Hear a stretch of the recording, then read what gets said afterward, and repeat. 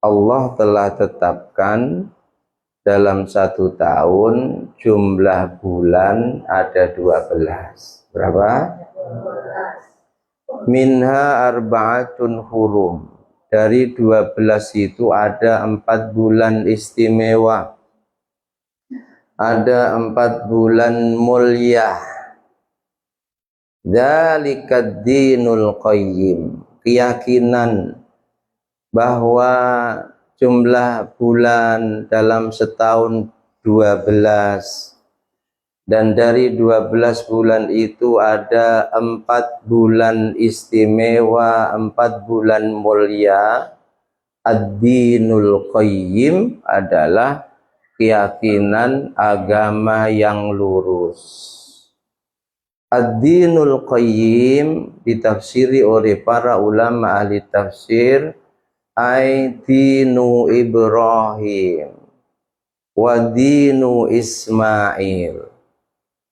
Agama yang lurus yang dimaksud adalah agamanya Nabi Ibrahim, agamanya Nabi Ismail, yang inti ajarannya mentauhidkan Allah, dan juga ajaran Nabi dan Rasul sesudahnya sampai ajaran Nabi kita Muhammad Shallallahu Alaihi Wasallam, di mana semua Nabi dan Rasul sesudah Nabi Ibrahim adalah keturunannya Nabi Ibrahim.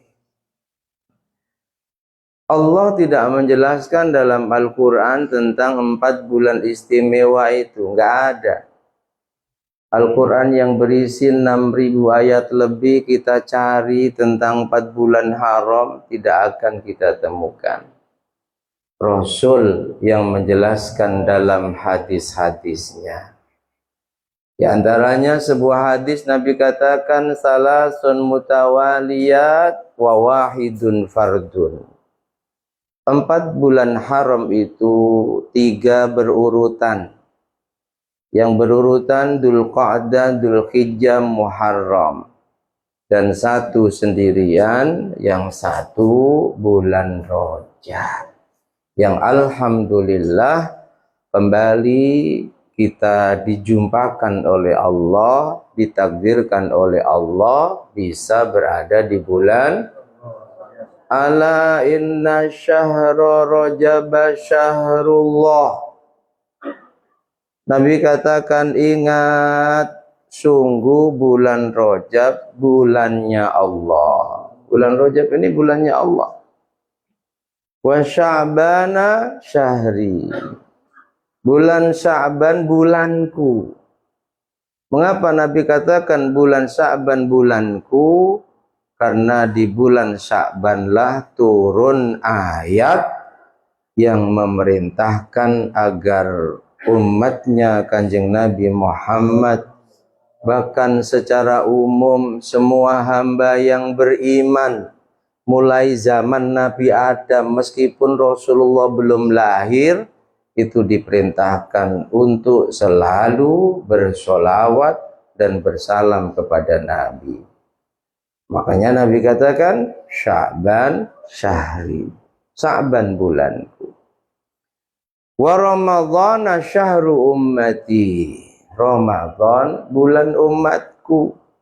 Sebab di bulan Ramadan Allah buka selebar-lebarnya peluang untuk kita berdagang dengan Allah lewat ibadah kita. Tujuannya mendapatkan laba dan keuntungan besar dunia akhirat. Dalam satu riwayat Nabi katakan, Rajab bulannya menanam. Apa? Bulannya bercocok tanam. Kalau sudah menanam, pengen tanaman kita subur, hasil panennya bagus, diapakan? Disiram, dikasih rabuk, dirawat dengan baik. Rajab bulan bercocok tanam. Sya'ban bulan untuk menyiraminya. Dan Ramadan bulan panen. Bulan apa? Apa maksud riwayat ini? Rajab itu bulan kita harus banyak bercocok tanam. Apa yang perlu kita tanam? Amal soleh kita. Mungkin yang sebelum Rajab zikir kita sedikit, mungkin. Kalau sudah banyak, alhamdulillah. Sebelum Rajab baca Quran kita sedikit, sholat sunnah kita sedikit, jamaah males, ayo bismillah. Lawan kemalesan, lawan nafsu yang ngajak kita males berzikir kepada Allah, males beribadah kepada Allah, lawan. Tanam sebanyak-banyaknya dengan amal soleh kita di bulan Rajab ini. Nabi punya kebiasaan baik. Diriwayatkan sahabat Anas ibnu Malik, kanan Nabi idza dakhala alaihi Rajab, setiap Nabi memasuki bulan Rajab, faqal, beliau selalu berdoa, Allahumma barik lana fi Rajab wa Sya'bana ballighna Ramadan. Allahumma barik lana fi Rajab wa Sya'bana wa ballighna Ramadana ighfir lana dzunubana. Sekali lagi, Allahumma barik lana fi Rajab wa Sya'bana wa ballighna Ramadana ighfir lana dzunubana. Allah menjanjikan pahala yang lebih besar dari kebaikan yang dilakukan hambanya di bulan Rajab, Sya'ban, dan Ramadan. Jika dalam Quran ada ayat yang berbunyi man jaa bil hasanati falahu asyru amsalihha, satu kebaikan yang dijanjikan Allah 10 kali lipat pahalanya, sungguh kata para ulama ayat ini tidak berlaku untuk bulan Rajab, juga tidak berlaku untuk bulan Sya'ban, juga tidak berlaku untuk bulan. Makanya Nabi mohonnya hanya di 3 bulan ini, mohon keberkahan. Apa arti keberkahan? Ziyadatul khair ilal khair. Nabi mohon dimampukan untuk terus menambah kebaikan. Itu arti barokah. Ya Allah, di bulan Rajab mampukan kami untuk ziyadatul khair ilal khair, terus menambah kebaikan. Begitu juga di Sya'ban, terlebih di bulan Ramadan. Karena sekali lagi, mengapa kok Nabi tidak minta yang lain di bulan yang lain? Allahumma barik lana fi Rabiul Awal, barik lana fi Jumadil Ula, barik lana fi Jumadil Akhir, fi apa lagi? Syawal. Mengapa? Itu tadi jawabannya. Karena pahala yang dilakukan oleh hamba di ketiga bulan ini dilipat gandakan jauh lebih banyak dibanding yang dilakukan di selain 3 bulan tersebut. Makanya minimal habis sholat mohon Allahumma barik lana fi Rajab wa Sya'ban wa ballighna Ramadan. Bulan Sya'ban bulan nyirami, apa yang sudah kita tanam sirami. Bagaimana cara menyiraminya? Jaga.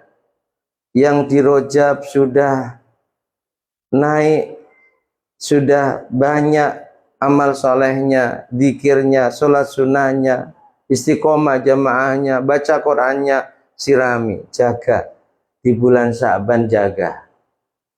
Harus diniatkan dari sekarang.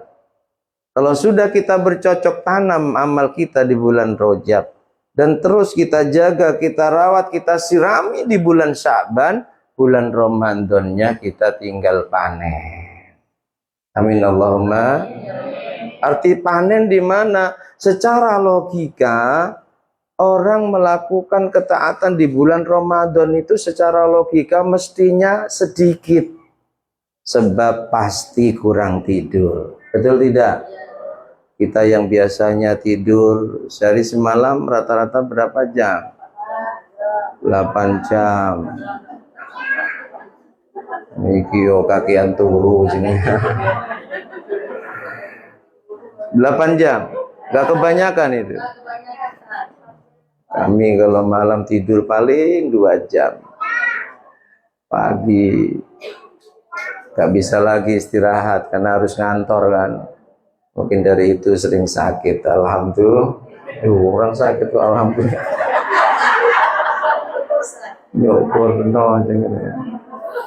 Secara logika di bulan Ramadan kurang tidur. Yang kerja biasanya bisa sarapan, minum vitamin, belum ngopi ngetehnya. Pak Eko pasti teh obeng itu ya. Itu nggak bisa lagi. Secara logika pasti lemes. Lemes jamaahnya, lemes ibadahnya. Secara logika. Tapi bagi mereka yang sudah bercocok tanam amal ibadah di bulan Rajab, disirami di bulan Sa'ban, tinggal manen, males gak ada, lemes gak ada, semangatnya mengalahkan semangat dalam ibadahnya di luar bulan Ramadan yang sekali lagi secara logika mestinya kita ini kurang tidur. Secara logika yang pagi agak siang bisa makan, bisa minum vitamin, sudah nggak bisa lagi. Tapi apa yang kita rasakan? Masya Allah, malam bisa full traweh. Setelah traweh bisa sambung tadarus, ngipi. Kita harus berusaha. Dan kita bisa banyak doa yang tak pernah tahajud pun karena ada kepentingan makan sahur, ya minimal tahajudnya lewat sahur itu. Na'udzubillahimin. Nah, mudah-mudahan Allah mampukan kita bercocok tanam di bulan Rajab sehingga kita manen nanti di bulan Ramadan. Amin Allahumma. Di antara amalia yang dianjurkan satu puasa. Puasa kapanpun, entah awal bulan, tengah bulan, akhir bulan, minimal sehari. Jangan puasa beduk ya. Tahu puasa beduk? Zuhur, buka, lanjut sampai maghrib. Itu untuk anak-anak latihan saja. Jangan. Minimal sehari. Yang nggak kuat puasa ya jangan dipaksa puasa. Nggak usah. Puasa Rajab itu nggak wajib kok. Tapi kalau kita mampu mengerjakan bagus. Jangan dipaksa. Ada ibadah yang lain. Gak kuat puasa, mampu sedekah banyak, sedekah. Gak kuat puasa, sedekah pun juga tidak, zikir yang banyak, silakan. Gak kuat puasa, sedekah, zikir, baca Quran, monggo, sholat malam, silakan. Gak kuat puasa, gak kuat zikir, gak kuat sholat malam, gak kuat sedekah, jaga hati, jaga hati. Itu ibadah yang mengalahkan dibanding ibadah sunnahmu. Jangan yang mampu berpuasa menganggap remeh yang tidak berpuasa. Gak puasa ya? Enggak. Rajab kok enggak puasa.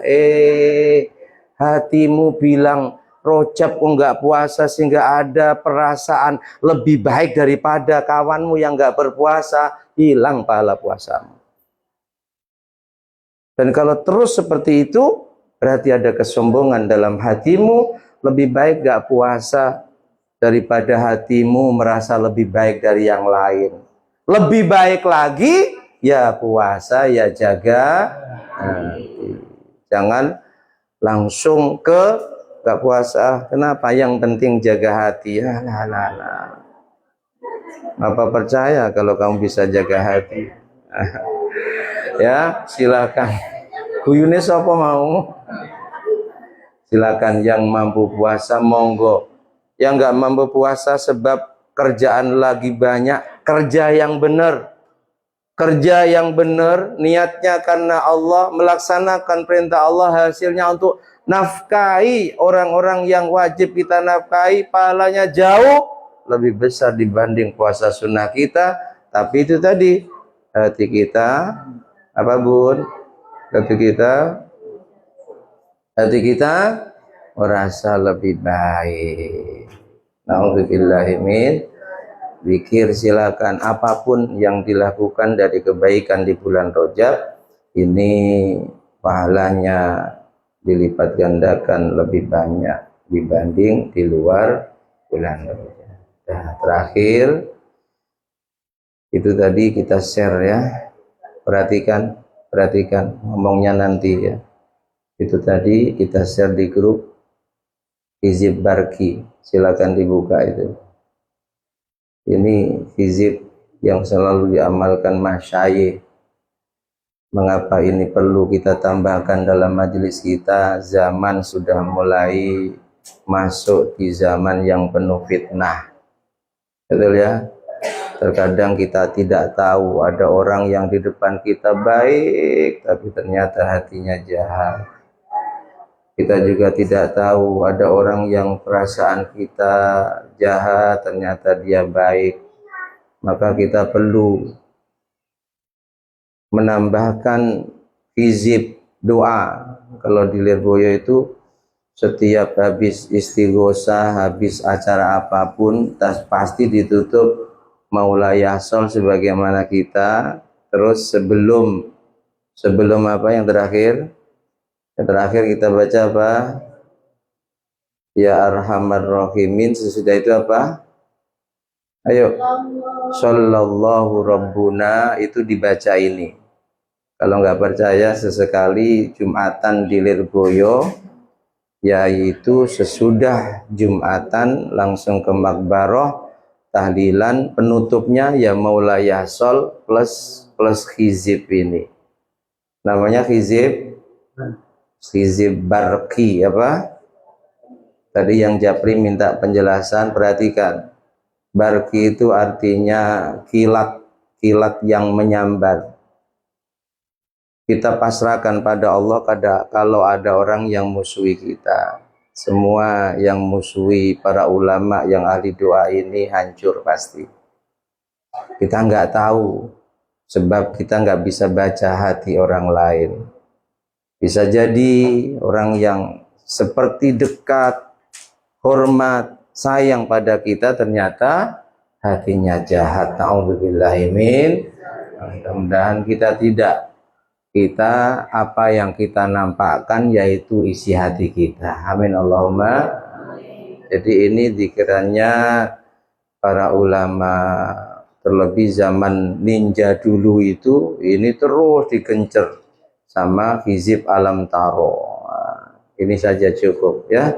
Kita pasrahkan pada Allah.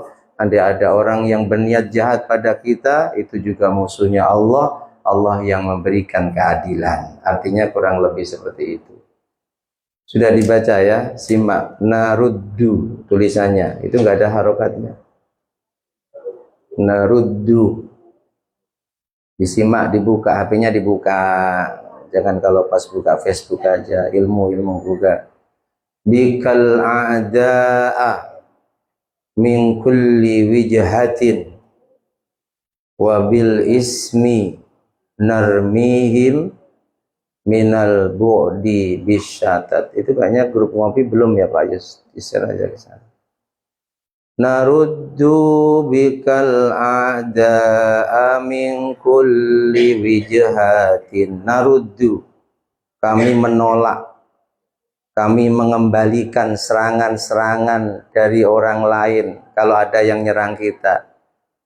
Bikal a'da', dengan pertolonganmu ya Rabb, kami menolak, menyerang balik musuh-musuh min kulli wijhatin, yang datangnya dari segala arah, entah depan, belakang, kanan, kiri, bahkan entah dari mana arahnya. Wong kita lihat dia baik sama kita, hormat sama kita, ternyata hatinya jahat. Wabil ismi, dan dengan keagungan asma'mu, narmihim, kami lempar mereka, kami serang mereka, minal bu'di, dari kejauhan. Gak usah dari dekat, gak usah nampak dohir, tapi dengan doa, bisyatat, agar mereka bercerai-berai. Mereka kumpul, kongsi banyak orang, musuhi kita yang kita merasa gak pernah bersalah dengan mereka, sudah pasrahkan sama Allah. Allah yang tahu siapa musuh kita. Meskipun kita dengan kepolosannya nggak tahu, lu kok ternyata kamu, udah nggak usah cari tahu. Allah Maha tahu. Pakai doa ini saja, minta keadilan sama Allah. Narmihim bisyatat, dari kejauhan lewat doa kita serang mereka bisyatat, agar yang berkumpul punya niat jahat kepada kita dihancurkan, dicerai-beraikan oleh Allah. Ini doa para ulama mulai zaman dulu salafus soleh, karena meskipun ulama juga banyak musuhnya. Fa anta rojai, duhai Allah, engkau adalah harapanku, ya ilahi, Tuhanku, ya sayyidi, Tuanku. Fa farrik lami mal jayus in roma bi ghallat. Kalau ada orang yang niat memusuhi kita, meskipun mereka berbentuk pasukan yang banyak, maka cerai-beraikan mereka, hancurkan mereka, in roma bi ghallat, sebagaimana engkau hancurkan mereka seperti air yang mendidih. Nah, itu sudah pasrah sama Allah. Jadi dilebui sampai sekarang ya ini, cuma kita belum tambahkan, kita hanya sampai ya arhamar rahimin, terus terakhir apa? Sallallahu rabbuna. Ya, jadi itu semua amaliyah doa dan zikirnya masyayikh. Jadi kita praktekkan nanti ya. Sudah diam saja, pasrah saja. Ada orang yang niat jahat dan kepolosannya kita nggak tahu, sebab kita anggap dia baiknya, masya Allah, di belakang ternyata berkongsi berniat jahat. Allah yang maha mengetahui musuh kita, minta keadilan yang seadil-adilnya atas kejahatan mereka. Kalau memang mereka niatnya baik, maka Allah akan satukan kembali. Tapi kalau jahat, pasrahkan, biar Allah yang memberikan keadilan, ya. Jadi ini memang terus dibaca di pondok kami, cuma kemarin belum kita masukkan di penutup majelis kita. Bacanya kapan? Sebelum apa tadi? Sebelum sallallahu alaihi wasallam. Saya kira cukup, semoga bermanfaat. Mewakili beliau Bapak Haji Sahril, juga keluarga besar kami, mengucapkan terima kasih yang sebesar-besarnya. Jazakumullah khairan katsiran wa ahsana jazaa. Kita praktekkan ya. Kita tutup dengan zikir penutup sebagaimana biasa. Bismillahirrahmanirrahim. Wal 'asri innal insana lafi khusrin illa innal ladzina amanu wa 'amilus shalihati wa tawassaw bil haqqi wa tawassaw bis sabr. Subhanakallahumma wa bihamdika asyhadu an la ilaha illa anta astaghfiruka wa atubu ilaik. Subhanallahi wa bihamdihi adada khalqi wa ridha nafsi wa zinata arshi wa midada kalimati. Subhanallahi wa bihamdihi adada khalqi wa ridha nafsi wa zinata arshi wa midada kalimati. Subhanallahi wa bihamdihi adada khalqi wa ridha nafsi wa zinata arshi wa midada kalimati. Subhanallahi walhamdulillah wa la ilaha illallah wallahu akbar wa la hawla wa la quwwata illa billahil aliyyil azim. Adada ma alimallah wa zinata ma alimallah wa milla ma alimallah. Maulaya salli wa sallim daima أبدا على حبيبك خير الخلق لي هو الحبيب. Ya, sesi konsumsi langsung. Syabatu likulli hawlim minal wali mubtahami ya Rabbi bil Mustafa bil maqasidana wabilana wa madaya wasi'al amin ya arhamar rahimin ya rahimin ya arhamar rahimin farija muslimin naruddu bikal ada amin kulli wijhatin wabil ismi narmihim minal bu'di bisyatat fa anta rajaiya ilahi wa sayyidi farriq lami marjai sin rama bi ghallat. Sekali lagi.